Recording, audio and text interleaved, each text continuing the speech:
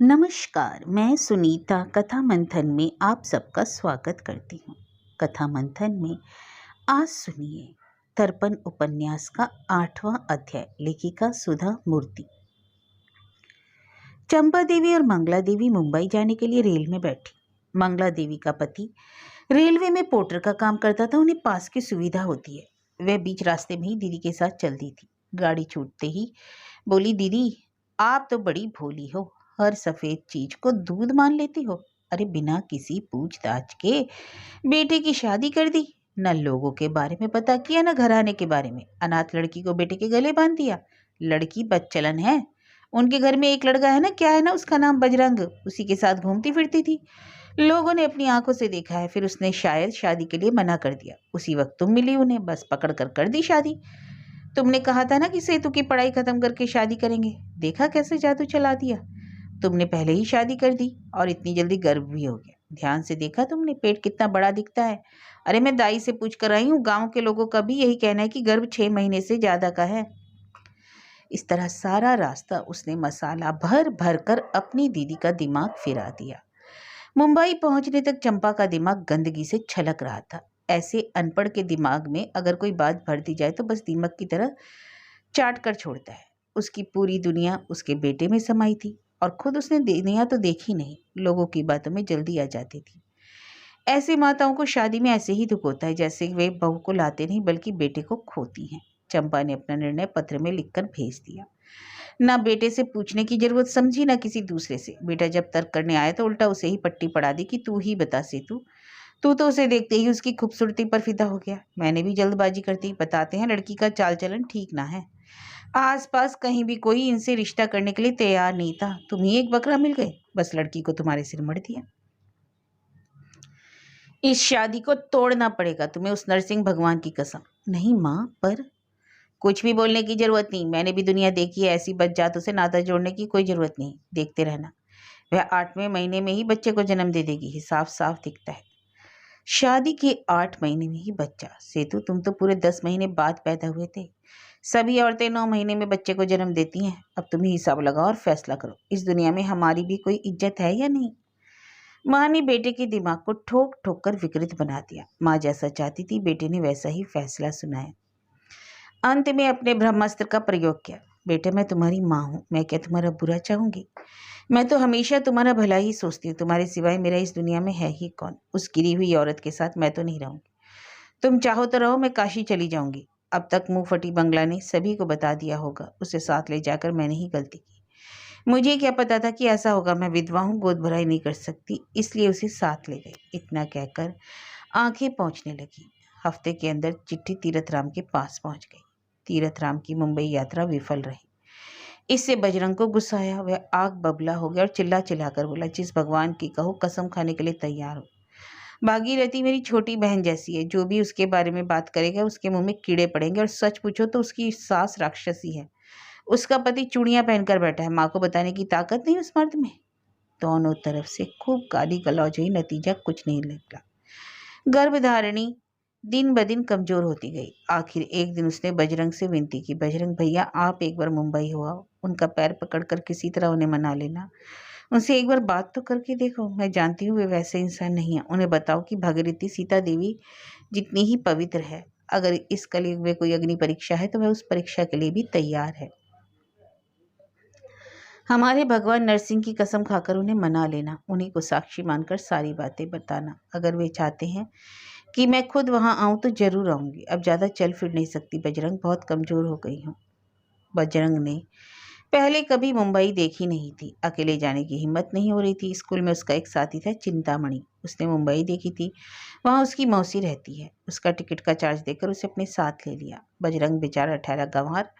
उसने सोचा मुंबई अपने शहर से थोड़ी बड़ी होगी, किसी न किसी से पूछने से पता मिल जाएगा। पर जब वह मुंबई पहुंचा, रेलवे स्टेशन पर भीड़ को देखकर ही घबरा गया। ऐसी जगह में भागीरथी के पति को कहाँ ढूंढेंगे, कैसे पता लगाएंगे? और किसी ने उससे अंग्रेजी में पूछ लिया। वह तो गंवार ठहरा। उसे भोजपुरी के सिवाय ठीक से हिंदी तक नहीं बोलना आता। ऐसा सब सोचकर वह और भी डर गया। उसका जी घबराने लगा। सोचा वापस जाने में ही होशियारी है। जब भी वह लौटने की सोचता भागीरथी की दीन चेहरा उसके सामने आ जाता। जिस काम से आए हैं उसे किसी तरह पूरे करके ही तो जाना है, यह सोचकर उसने अपनी हिम्मत बढ़ाई। चिंतामणि को मुंबई आने का मकसद मालूम नहीं था। बजरंग ने उसे बताया नहीं था, पर अब तो उसे भी पूरी राम कहानी सुनानी पड़ेगी। वास्तव में घर की बात बाहर नहीं आनी चाहिए। भागीरथी के नाम पर और कालिक लगेगी, पर अब तो मजबूरी है, बताना ही पड़ेगा, दूसरा रास्ता भी तो नहीं। भागीरथी की बताए मुताबिक विट्ठल मंदिर के बगल वाली गली में उनका घर है। चंपा देवी यहीं भगवान की सेवा करती हैं। बजरंग को मराठी न समझ आती है न बोलनी। चिंतामणि के साथ मिलकर किसी तरह मकान तो खोज लिया, पर घर में ताला लगा हुआ था। बगल वाले ने मराठी में पूछा, कौन चाहिए? सेतुराम और उनकी माताजी चंपा देवी यहाँ रहते हैं? हाँ, सेतुराम अपनी माताजी के साथ पुणे गए हैं, उन्हें वहाँ से इंटरव्यू का बुलावा आया है। कब तक लौटेंगे? बताकर नहीं गए हैं, 3-4 दिन तो लग जाएंगे। आप कौन है, उनसे क्या कम है? कोई बात नहीं, हम लोग 3-4 दिन बाद आ जाएंगे, कहकर दोनों लौट गए। वहां से वे चिंतामणि की मौसी के घर गए। उस समय रेडियो पर समाचार आ रहा था, पुणे जाने वाली डक्कन क्वीन गाड़ी का घाट सेक्शन में एक्सीडेंट हो गया। कई बोगियां पटरी से लुढ़क गई। पैसेंजर के विवरण पाने के लिए दादर स्टेशन पर संपर्क करें। स्टेशन पर विशेष पूछताछ काउंटर खोले गए हैं। इस खबर को सुनते ही दोनों के हाथ पैर ठंडे हो गए। पहले भी उन्होंने इतने एक्सीडेंट के बारे में सुना था, कभी चिंता नहीं की, पर अब उनकी मुंह बोली बहन के पति और माताजी उसमें है, इसलिए उसे चिंता बढ़ गई। वे दोनों स्टेशन भागे, समाचार सुन रहे थे। यह सब देख उन्हें समझ नहीं आया कि क्या करना चाहिए। बजरंग चिंतामणि से बोला, मैं यहीं खड़ा रहता हूँ, तू लिस्ट देख कर आओ। चिंतामणि जाकर आधे घंटे बाद मुंह लटकाए बोला, क्या करे बजरंग, दोनों के नाम लिस्ट में लिखे हैं। बजरंग बच्चे की तरह बिलक बिलक कर रोने लगा। चिंतामणि ने ही उसका समाधान किया। रोने से क्या फायदा, आगे की सोच। रेलवे वाले संबंधियों को अंतर रेलवे से घाट सेक्शन तक पहुंचाना है। चलो हम भी चलेंगे, कम से कम शवों को पहचान तो आए। ठसाठस भरी बोगी में आखिर दोनों घुसे और घाट की तरफ चले। गाड़ी में बैठे लोग छाती पीट पीट कर रो रहे थे। उसे देखकर बजरंग और भी धीरज खोता जा रहा था। तरह तरह के प्रश्न उसके मन में उठ रहे थे, पर किसी का जवाब उसके पास नहीं था। घबराया हुआ वह चुपचाप बैठा रहा। कुछ बोगियां पहाड़ी से नीचे लुढ़क गई थी। ऊपर दूर से ही सिर्फ गाड़ी के डिब्बे दिख रहे थे। पास जाने पर सिर के हिस्से जगह जगह बिखरे पड़े, कहीं किसी का हाथ तो किसी का पैर, कहीं किसी का धड़। शवों को पहचाना नहीं जा सकता। उन्होंने जिया जी को तो 6 महीने पहले सिर्फ शादी में देखा था, उस ढेर में कैसे पहचानेंगे? वे वापस मुड़े। उनकी तरफ काफी लोग खाली हाथ ही लौट रहे थे।